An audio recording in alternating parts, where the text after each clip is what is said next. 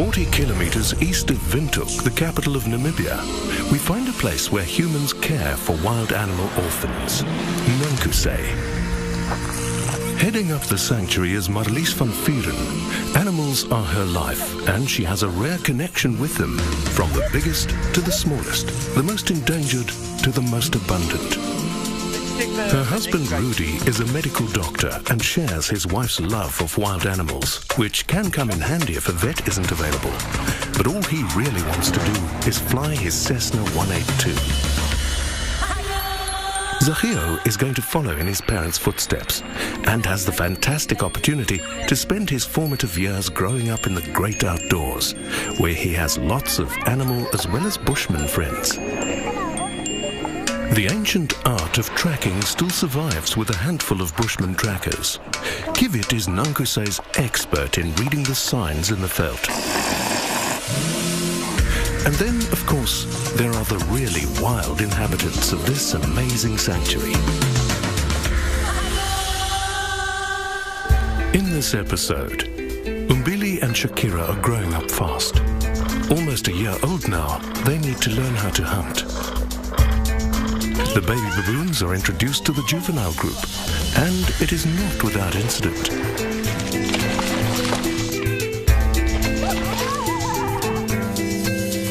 Marlies takes the 3 cheetahs for their walk in the wild.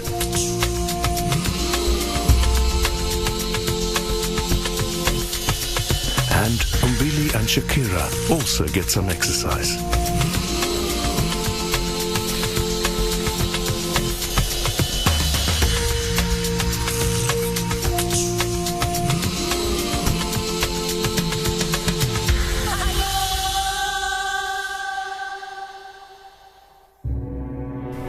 Just under a year ago, we flew to a farm in the northern parts of Namibia to rescue 2 leopard cubs. The farmer had shot the female leopard, believing that she was responsible for killing his livestock. Unfortunately, she had 2 small cubs, which they tried to hand rear. They were not successful, and they phoned us.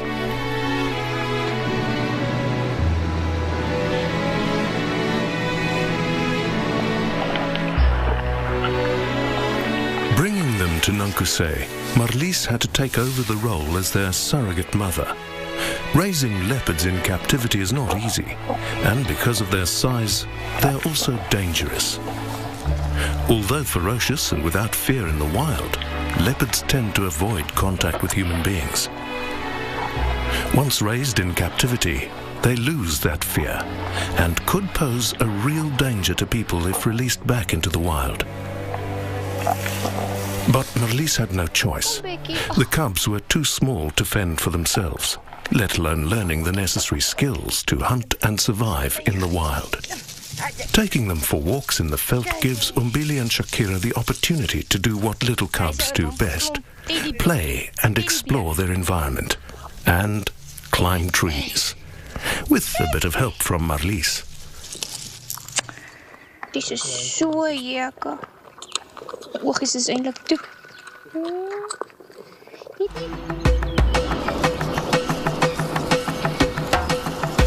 But cubs grow up, and living in the house, they soon started to pose a threat to Zachio, especially Umbili. Umbili, no! Come on, get off of there! Come on!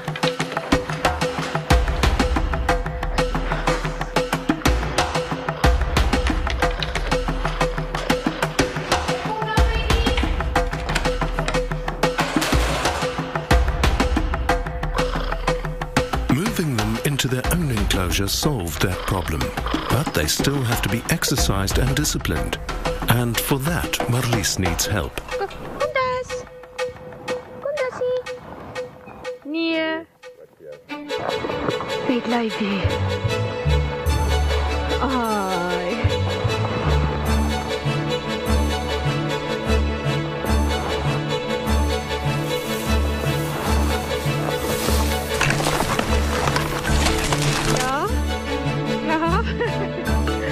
Darcy and Obot have seen many orphans grow up at Nankusay, and the 2 leopards know them well and treat them with respect most of the time.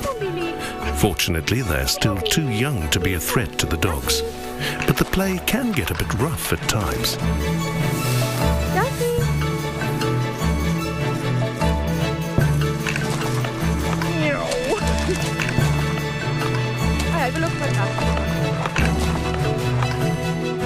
And Das and Obed are role models for Umbili and Shakira. And with their help, I've been able to raise so many animals here on Nakusei. Like, for instance, the leopards.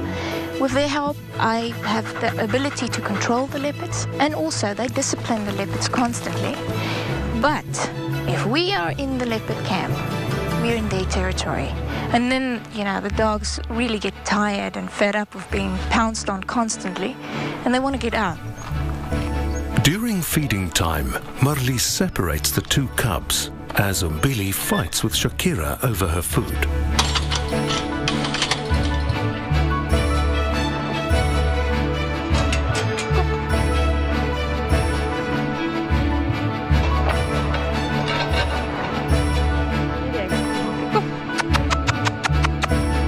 We used to feed them together, but around about a month ago, Umbili started changing his behavior. He started attacking Shakira when it's feeding time, and he will take her meat from her, and he was injuring her badly.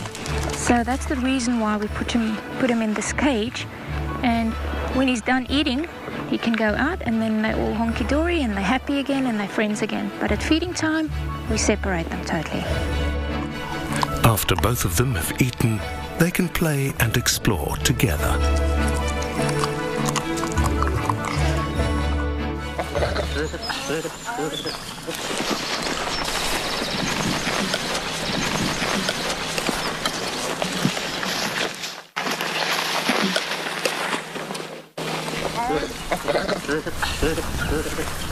The baboons at Nakusei are divided into three groups: the babies, the juveniles, and the adults. As the youngsters grow up, they are moved into the next group. The babies sense that something out of the ordinary is brewing. We've now decided that today is the day to move the little ones into the juvenile group. But first of all, we're going to remove Blomiki, which is the matriarch of that group. Otherwise, we will have huge conflict, and it's just their first day. We don't want her there, so she should be out.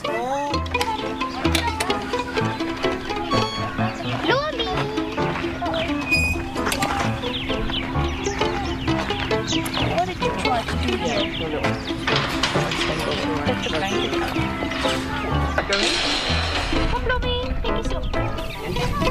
The only way to catch Blommy is to lure her into a cage with food. Sounds easy enough, but Blommy is not that easily tricked and outsmarts them. Yeah.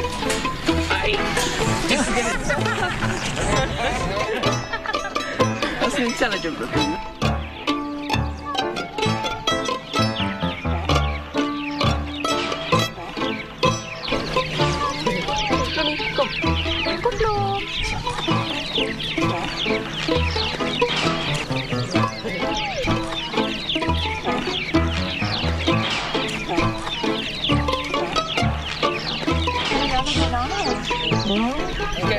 Eventually, the temptation of a second banana gets the better of her, and they succeed. Sorry, Blommy. You're not dead, don't worry. At least you got a banana.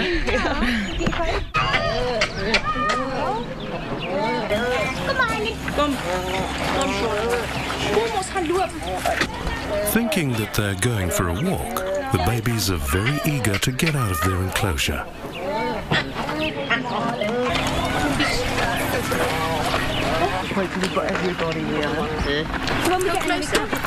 These situations can be very unpredictable. No one knows how the baboons will react. So we will sit down and hold the babies. This will give them a sense of security.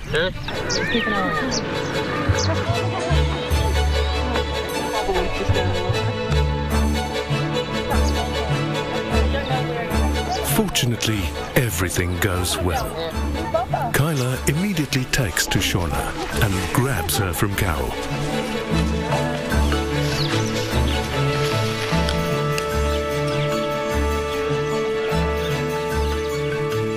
Lala gets a bit jealous and tries to take Shauna from her, but Kyla is having none of it.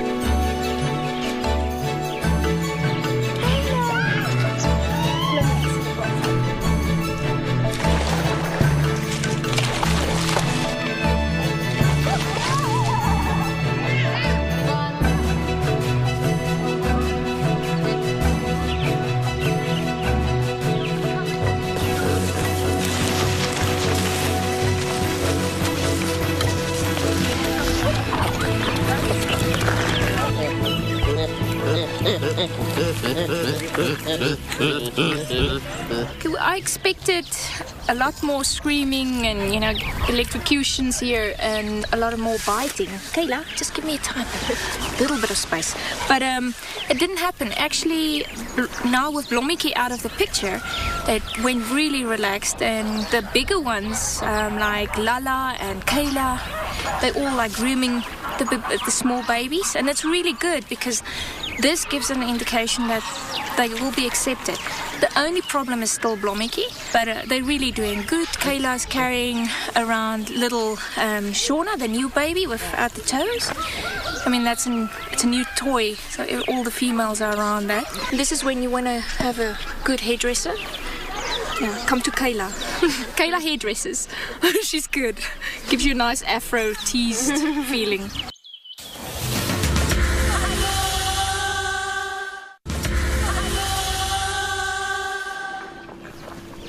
It's time for Kiki, Aiko and Aisha's walk. These three cheetahs cannot go back into the wild, but Marlies uses them as ambassadors for cheetah conservation in Namibia. This is Kiki. This is Aiku, the boy. Aiku is they're 5 years old now, both of them. I got them in when they were around about, a week old. And their mum was shot. Same story. Then people found the babies and they ended up with me. Kiki's got a very gentle character. She's like a real teddy bear. He's a bit grumpy, like the man in the household here. And he's the big boy also. So he doesn't like a lot of attention, a lot of touching. And he would always want to walk off if he doesn't like it. Yeah. So I get warned here. Stop touching me, I'm eating.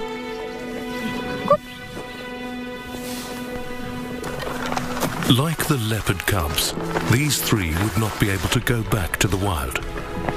Being orphans, they could never develop the necessary survival skills and would simply die if released. The best Marlies can do is to provide them with a life as close to what they would have had in nature.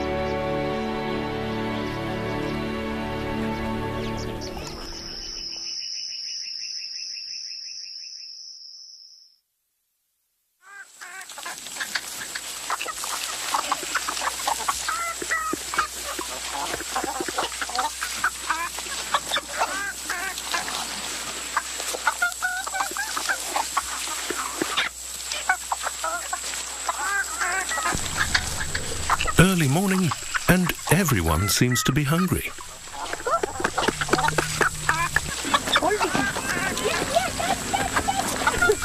The ostrich decides to perform a dance to earn her food.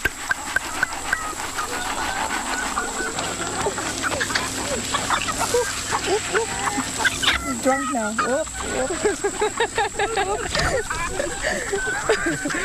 Oh, make yourself drunk in the morning, eh?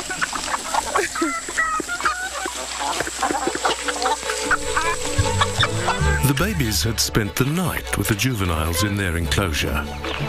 Taking the group out for a walk gives them the opportunity to explore together in the open veldt. They can also learn from the more experienced older group how to behave in the veldt and how to look for food.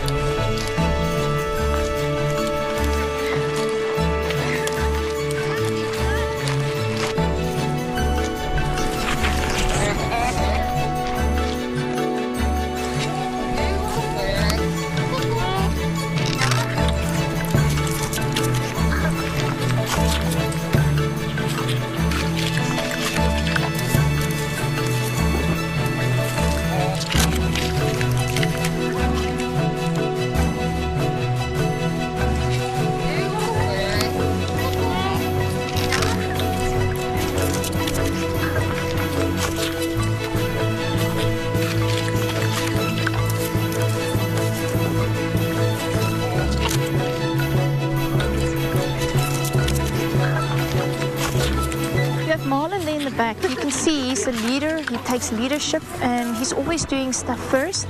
And now you can see he's running up the tree and he's exploring. And he's the leader of the small ones. When they're small, males are the leaders, and as they grow older, females will take over.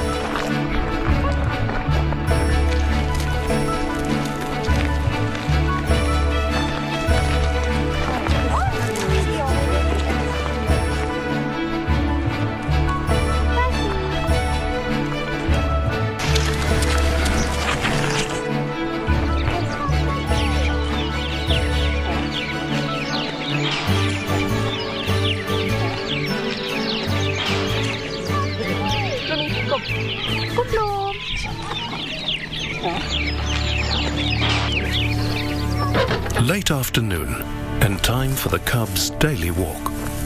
Marlies is just too aware of how big they have grown, and that they soon will be too big and dangerous to take on these outings.